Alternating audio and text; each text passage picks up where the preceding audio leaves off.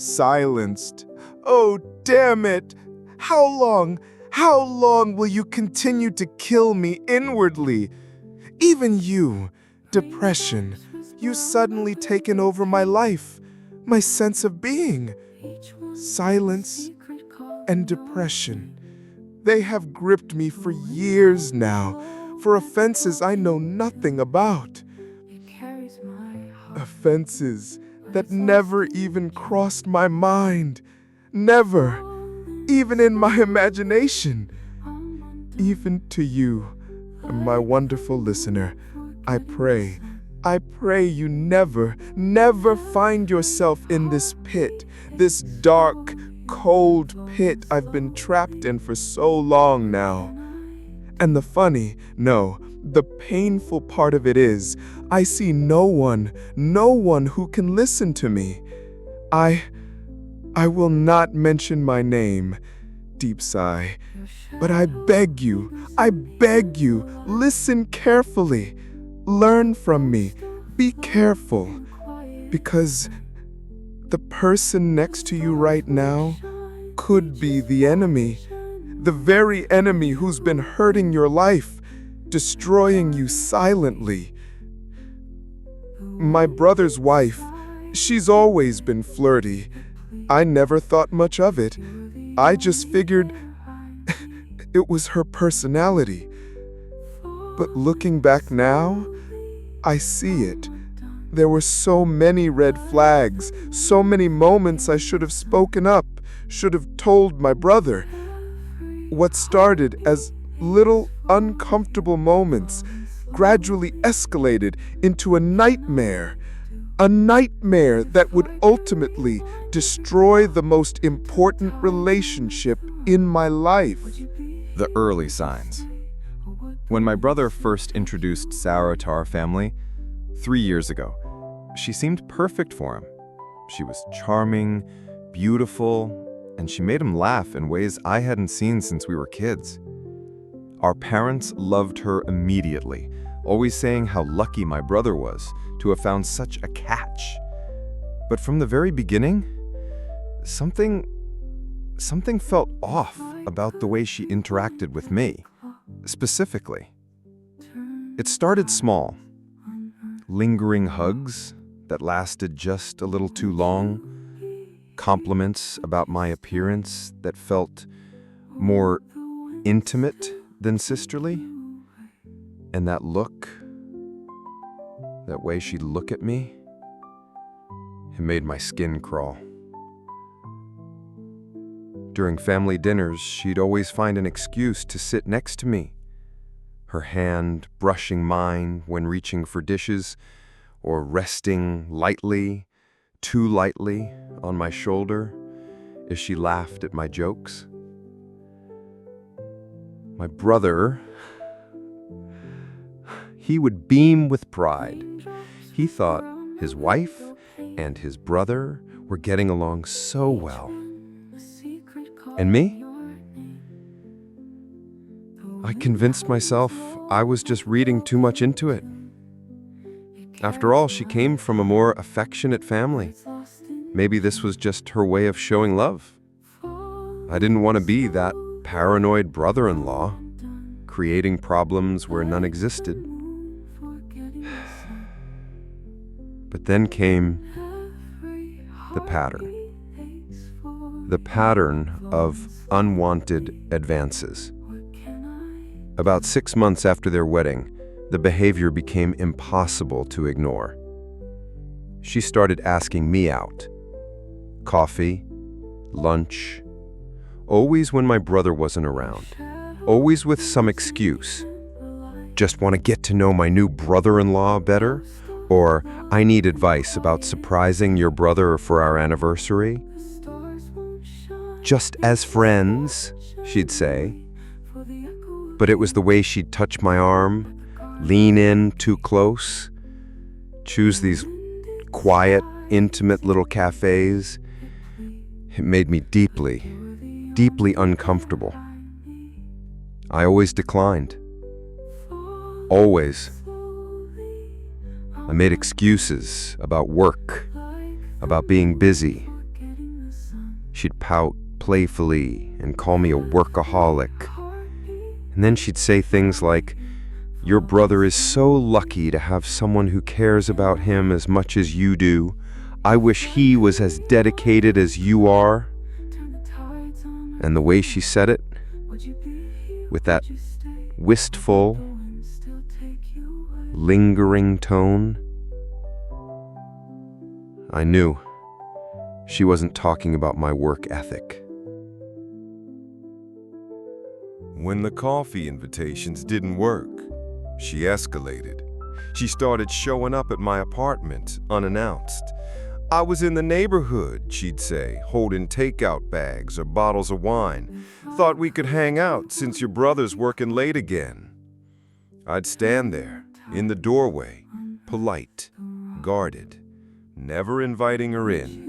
Always claiming I was just about to leave or that I had company on the way. She'd linger, talk about how lonely she got when my brother worked those long evening shifts at the hospital.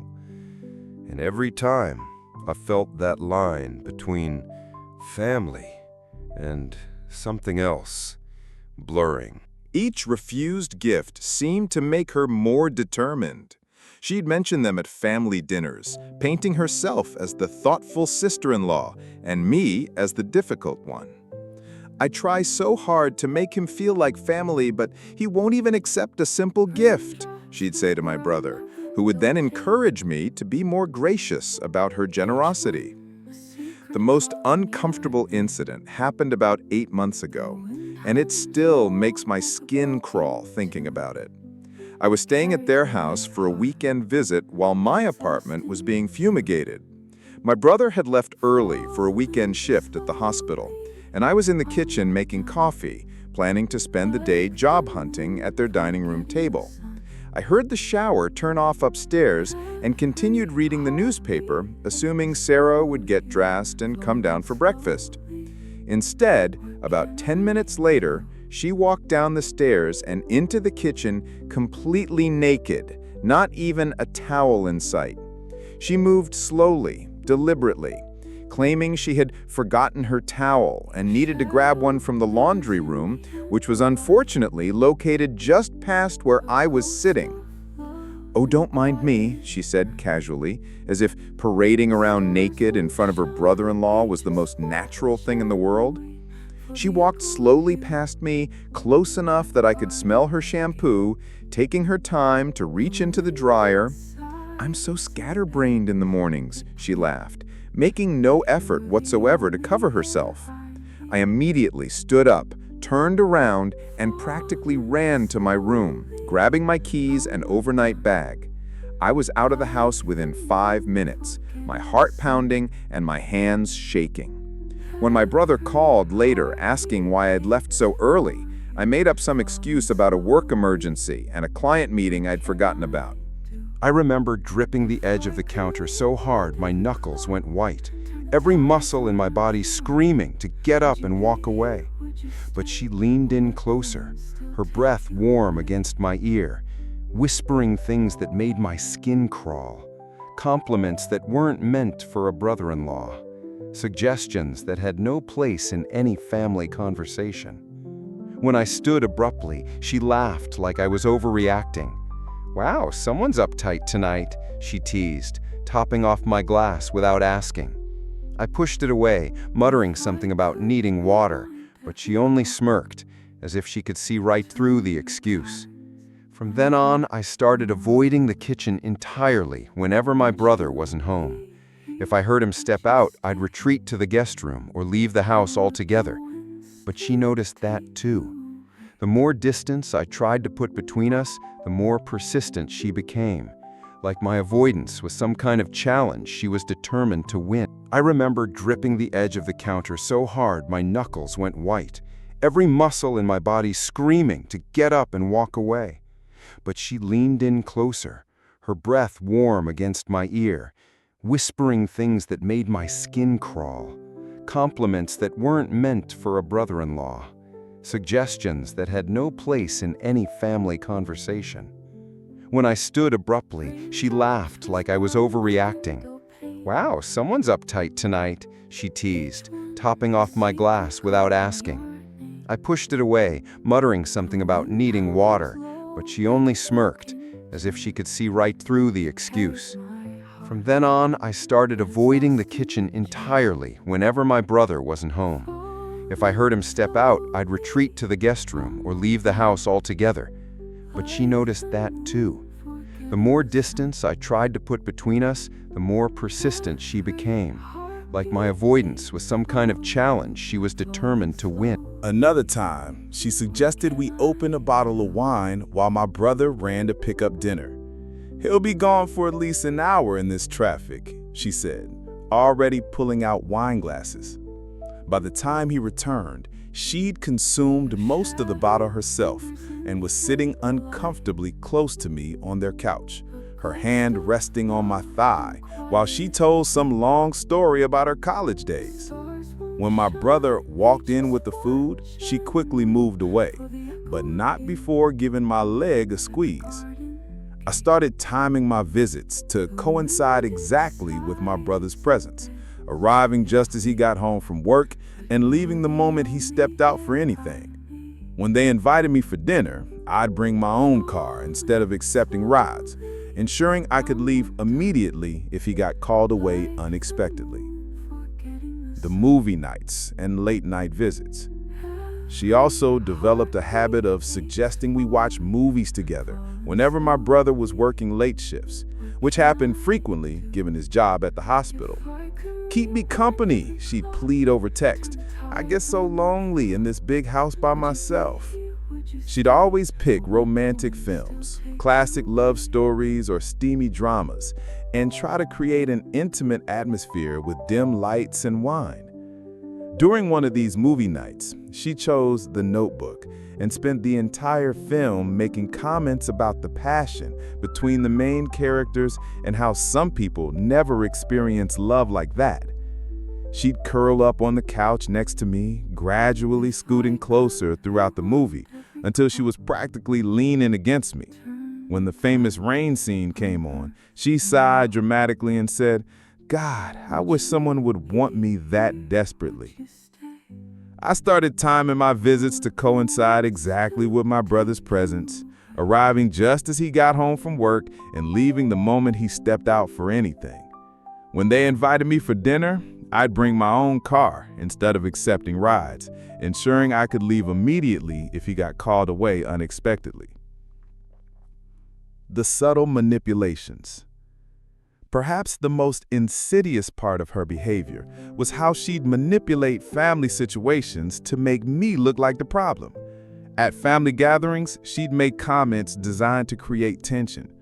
"Your brother is so serious all the time," she'd tell our parents. "I try to get him to loosen up, but he's always so proper around me." She'd say this with a laugh, but it planted seeds of doubt about why I was being so uptight around such a friendly person. She also started creating situations where my brother would pressure me to spend more time with her. "Sarah feels like you don't like her," he'd say after she'd expressed some manufactured sadness about our relationship. "She's trying so hard to be part of the family. Could you maybe make more of an effort? Take her to lunch sometime or accept one of those thoughtful gifts she's always trying to give you." This put me in an impossible position. I couldn't explain the real reason I was maintaining distance without potentially destroying their marriage with accusations I couldn't prove. So I'd make vague promises to try harder while actually working even more diligently to avoid being alone with her. #TheFamilyBarbecue. The breaking point came at our parents' annual summer barbecue 2 months ago. It was a beautiful day, and the whole extended family was there. Aunts, uncles, cousins, family friends. Everyone was drinking, laughing, and having a great time. I had been careful all day to stay in groups, never finding myself alone with Sarah, and I thought I was successfully navigating the event. As the evening wore on and people got more relaxed with the alcohol, Sarah became increasingly bold with her comments. Damn it. She'd make jokes about my appearance, compare me favorably to my brother in ways that made everyone uncomfortable, and find excuses to touch me while talking. "Look at those arms," she said while I was grilling burgers, running her hand down my bicep in front of several family members. "Your brother never works out like this." God, I felt so uncomfortable.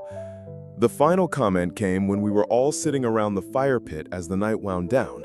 My brother had gone inside to help our mother with dessert, and Sarah had positioned herself in the chair next to mine. Someone was telling a funny story about their dating life, and Sarah suddenly turned to me and said, loud enough for everyone to hear, "Well, at least I know if things don't work out with my husband, I've got better options right in the family." She gestured toward me and winked. Jesus Christ! The entire group went silent. I forced an awkward laugh, trying to play it off as one of her usual inappropriate jokes, but I could see the uncomfortable glances being exchanged around the fire.